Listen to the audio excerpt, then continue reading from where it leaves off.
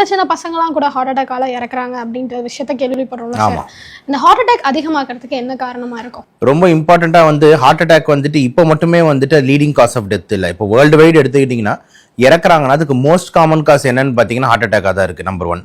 Number 2 accident cases, அதாவது இந்த சாலை விபத்துன்னு சொல்கிறோம்ல, அது 2வது மெயின் காரணமாக இருக்குது. 3வது காரணமாக சிஓபிடி, அதாவது இந்த ஸ்மோக்கிங் பண்ணுறதுனால லங்ஸ் ஃபெயிலியர் ஆகுறது, சிஓபிடி. இது 3 தான் டாப் 3 லீடிங் காசஸ் ஆஃப் டெத்தாக இருக்குது. அப்போ எப்பவுமே ஹார்ட் அட்டாக் வேர்ல்டில் ஒரு லீடிங் காஸ் ஆஃப் டெத்துன்றதை மாற்றுக்கிறது கிடையாது.